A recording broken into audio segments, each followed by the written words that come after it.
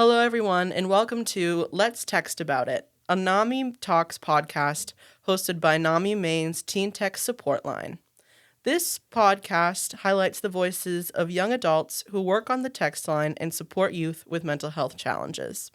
In each episode, we'll delve into the world of peer support, sharing firsthand experiences, insights, and resources to navigate life's challenges.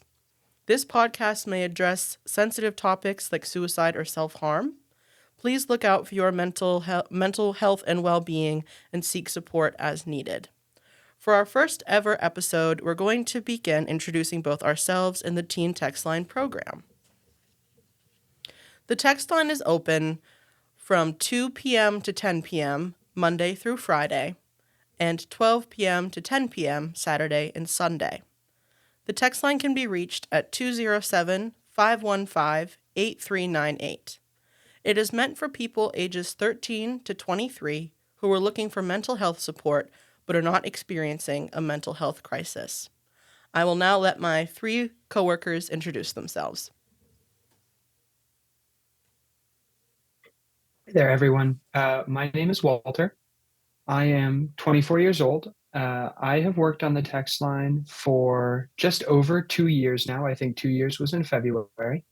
I currently study economics, and I am hoping to work in emergency services after graduation. My name is Sydney, and I'm 21 years old, and I'm studying psychology, and I plan to go for my master's once I graduate in counseling. I am Alexia. I'm 19 years old, and I'm currently studying psychology and clinical mental health counseling. I've been on the text line for over a year now, and after school, I hope to graduate with my master's and my bachelor's degree related to psychology, and then hopefully go out into the field and be some sort of therapist.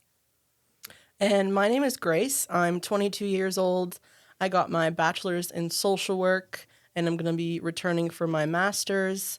I've been working for NAMI for close to 3 years, and I hope to continue the work I'm doing as the program manager of the text line and pursue being a therapist. Thank you all for introducing yourselves. So we're going to go over some questions now so the audience can better get to know us and better get to know us as we begin this journey of podcasting. So I'm interested in first asking everyone, why did you choose to apply for a position on the text line?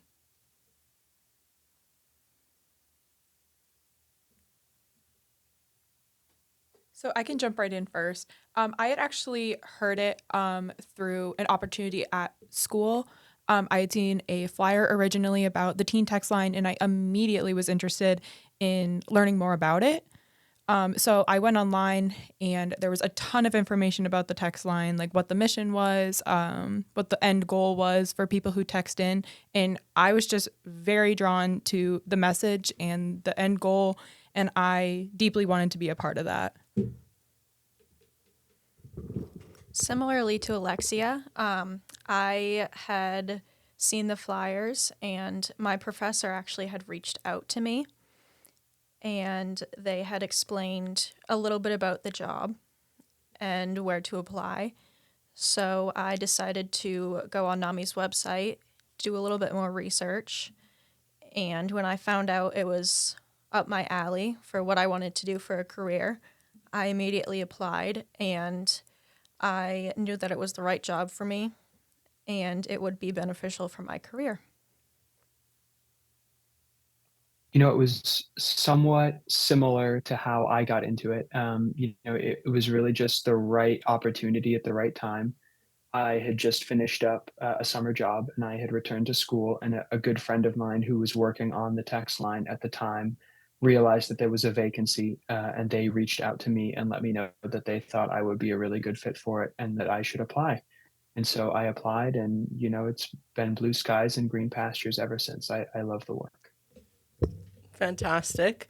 For me, my mom actually brought home the text line flyer from where she works, and she told me to consider applying. And I was pretty nervous at first because I was looking for a summer job, but I was nervous about entering my first job kind of in the mental health field. But I am really glad that I applied, and I think all the reasons that motivated me are very similar to why I pursued social work and potentially being a therapist. Mental health is very important to me, a very personal subject, and I just want to help spread the message that people aren't alone, and also learn more. And I really enjoy working with my peers and helping others. So our next question is, what is your favorite part about working on the text line? My favorite You part know, I is definitely being able to help other people, whether it's giving them resources or just helping them through a hard situation. I think it helps having a little bit of experience in mental health. Definitely has helped a lot of people we've talked to, and it's just really rewarding at the end of the day knowing that I can help people. I think that in my professional careers, I place a lot of value on making a direct good. And I think that there's something very satisfying about those small victories. Talking with someone and, them telling you at the end of an hour or two that they really feel better having talked to you, or you really have opened up a new bit of perspective. It's nothing earth-shattering, it's not changing the world, but it's doing it one small piece at a time, and it might be changing their world.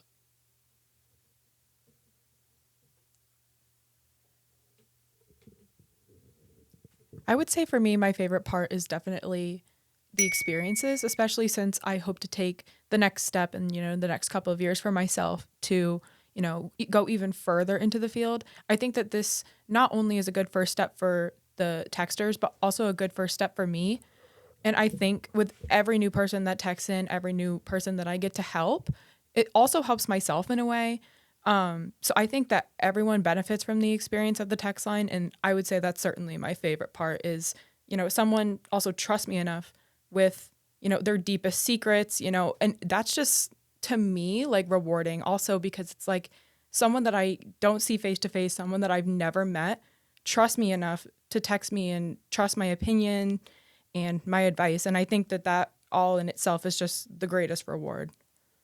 I agree a lot with that, Alexia. I think that we learn a lot from the people that text us, and that is really important because although a lot of us, we either have experience or education or both in the mental health field, that doesn't ever make us an expert in what someone's going through. And so I think that it's really wonderful to learn from the people that text us, and I agree, it's very rewarding. As Walter mentioned, it's very rewarding when someone says that we've been helpful. That means a lot. So I'd say that I agree that learning and being there for people are my favorite parts of the job. And also, I've really appreciated the personal growth that I've seen and my comfortability with discussing certain subjects. That's really important as well. So my next question is, what is something that you think people struggle with more than we may realize? Or what's an issue that that we can kind of normalize that a lot of people come to us with? I think that everybody thinks in their mind that everyone else has more friends than they do, and that nobody else must feel lonely and nobody else must feel isolated because usually when they see other people, they're happy or they're with a group of friends. I can't tell you the number of people that have texted in who I have talked to who have a lot of friends, who have a supportive family, who might still feel lonely, who might still feel isolated, who might feel like they don't really have anyone to reach out to. I think that, especially in this digital age with just having gotten past COVID, this isolation and this fear of not having as many friends as other people or not having the same connections to other people is so much more common than most you think. And it really is okay and it really is normal. And there are support systems in place for it. I agree, and I think that that opens an interesting conversation about social media. I think that a lot of comparison around um, social experiences probably comes from what you see posted on social media, which is probably a topic that we'll address in the future. But you're so right. It's so easy to look online and think that people have so many things going on in their life and that they're going on like this vacation or they're hanging out with this friend group or they're doing this sport. And so that comparison is tough because you don't really know what's going on. And they may also be feeling lonely even if it seems like they have a huge, busy life. That's a really great point. Yeah, I completely agree. I feel like a lot of people, when they text in, kind of feel like they are the only one struggling with that issue. And just in general, a lot of people kind of think they're the only person who's having these thoughts or these feelings. And so they kind of reach out mentioning that and saying that nobody else feels that way, or they have a number of friends, but they still feel lonely. And it's definitely helpful them mentioning that and us reassuring that they're not alone. So many other people struggle with these issues, and there are a lot of people that don't even talk about it. Maybe their friends are struggling with the same thing. But I think the big thing is a lot of people think that they're alone and it's them against the world, but it's really us against these feelings and these issues that we're having internally. Yeah, I would put kind of even a different spin on this, and maybe even the most basic and simple problem that no one even thinks of is people don't even realize that reaching out, like so many people struggle with that. Like they don't even know where to start. And that's, I guess I could add another one of my favorite things about the text line is that, it's a free thing. You don't have to, pay for that. If you're in a financial struggle, like we are here to help you. And I think that having enough bravery to reach out and making yourself vulnerable, people don't even think of that, being an issue. But I mean, for me, like I've had my own personal struggles, and asking for help, I think, can be the biggest struggle. And also realizing that maybe you do need help and maybe you need some assistance and you need to know where to start, but also sticking with it. And, it is a commitment at the end of the day. And I think that, it's difficult and it's maybe not even like apparent to everybody, but to me, I think that that is by far one of the biggest struggles that people don't even pick up on is reaching out for help is such a big thing, but it appears small. But in the end, I mean, it is such a big deal.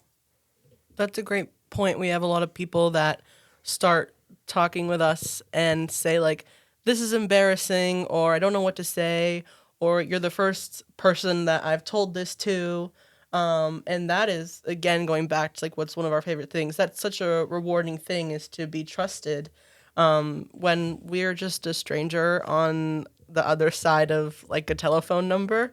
And I guess I personally, sometimes it can be easier to tell strangers things than it is to tell someone in your life, because you don't have to face them again or face them all the time. But that's a really great point, is that a lot of people struggle with asking for help. And I really love that the text line is so accessible, and that it's so low barrier because of that. So, moving on to something a little bit more personal, what is something special that you believe you contribute to the line, or something that, particular? I think in many ways, I don't know if it's something inherently special, but I think we all have a different voice. And I think that as people text in multiple times and talk to different people, everybody offers their own perspective and their own style of support and coaching. And what's really great about that is you get exposed to not necessarily all of these different solutions, but just all of these different approaches to working through problems and emotions and feelings and difficult situations. And all of them are coming from a place of compassion and support. And it's really just a wonderful opportunity to come into a community that is so built on just providing support the best way we know how. And that's going to look different for everyone. That's a nice reply. I guess we can reframe the question to like, what is your approach, or what do you like about your approach No, that no, you we take? don't need to reframe the question. Let everybody else brag True. Yeah. about Please, themselves. please, I just everybody didn't know what brag. to say. That's very fair. So I guess I'll hop on that. So I am the youngest texter that we have on the line. And I guess kind of going back to like applying for the job, I was terrified. So I guess, it's that same lesson of, having enough courage to try and figure it out. And, I was 18 when I applied. I was a freshman in college. I had no idea what I was doing. I had moved away from home for the first time. Like, I was a ball of nerves. I was uncomfortable. And then I saw this poster, and I don't know why it stuck out to me for days and days. And I originally was not going to apply because my first thought was, I'm just too young. Like, am I too young to be giving these people, like, my peers support? Like, I don't know if I'm the right person to do that. So after I got the job and I was just really nervous for a while because I didn't want to break out of my shell because I still had my own doubts. Like, am I the right fit for this position? Like, should this be someone else? Like, I was just totally, totally nervous. And then someone said to me once, they were like, in a way, you have a really interesting perspective because at the end of the day, you are the most fresh out of high school. Like, you are sometimes closest to people in age. And I never thought about it that way until someone said that. And I'm like, I guess that is kind of valuable. And I didn't really realize until I started working on the text line more how, in a way, nice it was to be the same age of the people that you're talking to, because it's almost like talking to your friend. Like, you're like, oh my gosh, this drives me crazy. And they're like, oh my gosh, yeah, this. And like, you can relate. And I think that's what makes a really good flow on the line. So I guess my contribution would be kind of my age and my own fresh experiences and my own lived experience, being able to relate to the people I'm texting to at points. Yeah, I think similarly to Lexia, I was very nervous. I was 19, so a little bit older, but it was very nerve-wracking. I remember first starting, I was so nervous, and I was talking to my parents saying, I don't know, like, I've never had a job like this. And when I finally kind of got into it, I realized that, like, those nerves and that anxiety helps in a way that, like, I have experienced certain things, and people on the text line have also experienced that as well. And kind of working on the text line for a little over a year, I've realized that a lot of people just want someone else to have that same feeling and to help them through it, like an older sibling, like getting punished or something, like having someone else to work them through that and be there for them. I also try to just keep an open mind. These people are being vulnerable, and I'm a complete stranger. So, putting like all judgments aside, being as open-minded as possible, and trying my best to put myself in their shoes definitely has worked in a lot of situations to comfort these people, especially with them being so vulnerable. I feel very similarly. I also felt very underqualified when I applied. Um, I can't do the math right now, but I think I was like 18. Yeah, I would have been 19. I would have been 19. But I also felt very underqualified. Like, again, it was my first real job in the field, and so I felt like, what business do I have helping people? I don't know. So I feel very similarly. For the nerves of like, what am I going to say? How am I going to say it? Will I know what to say? I'm probably not going to know what to say. What if I say the wrong thing? So yeah, it's definitely scary, but I agree. I think bringing again that fear, like that anxiety and that personal experience, I think is what is helpful on the text line. Is we can, I think all of us relate to what it's like to be nervous or afraid of something. And so I'd say that personal experience really makes the text line special, because of the shared perspective. So Yes, thanks for everyone for answering. So that is a really good segue into the next question is, why do you think peer support is helpful? We're all so scared of speaking over each other that no one kicks it off. No one wants to be the person Go for it, to Walter. do that. I think that we've already sort of touched on this really briefly, but I think that where peer support really shines is that we're not giving orders. We're not telling you to do something. We're not writing prescriptions.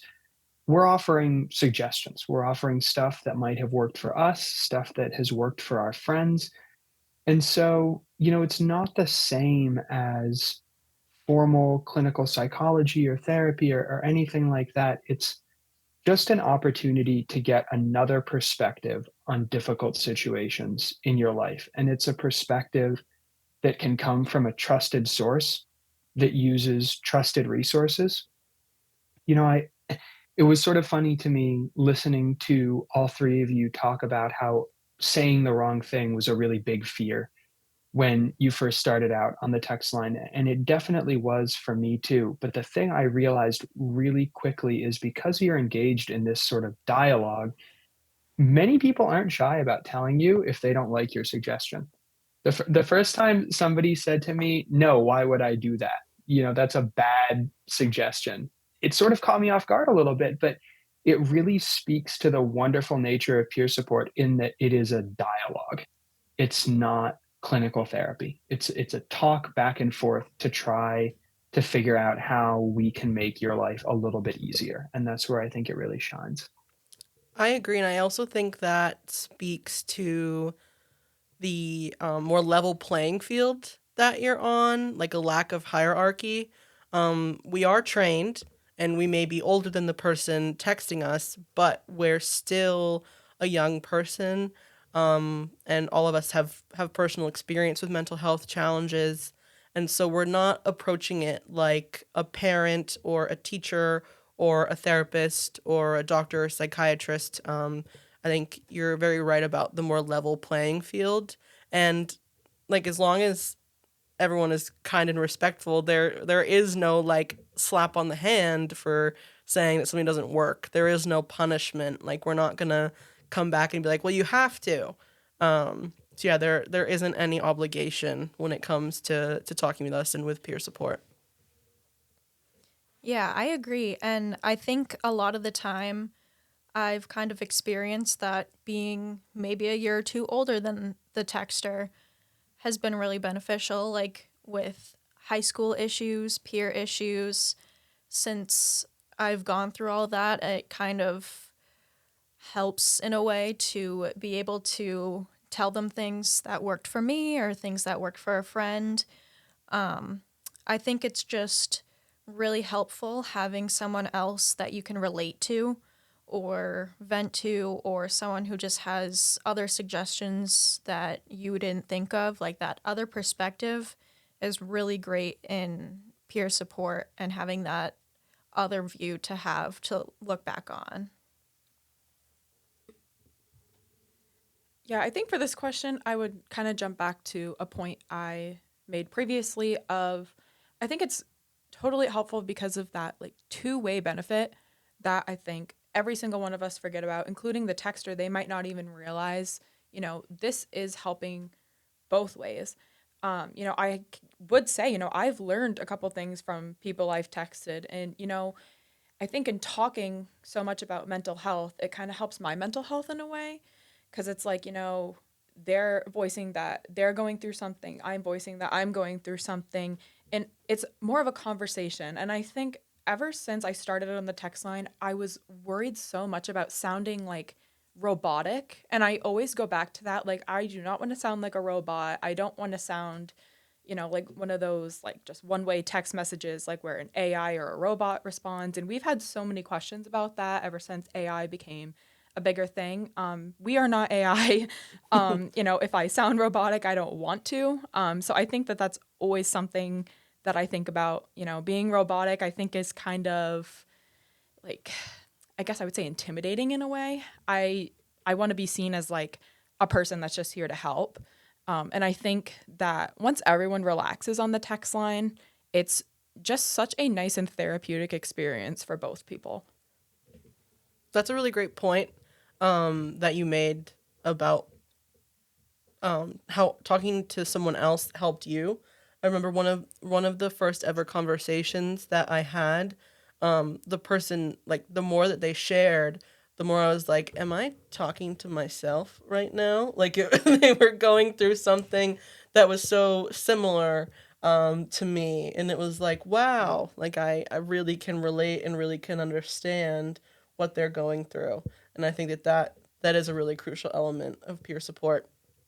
Um, and so we're gonna round it out now with our final question, and that is, do you have a favorite coping skill? If so, what is it?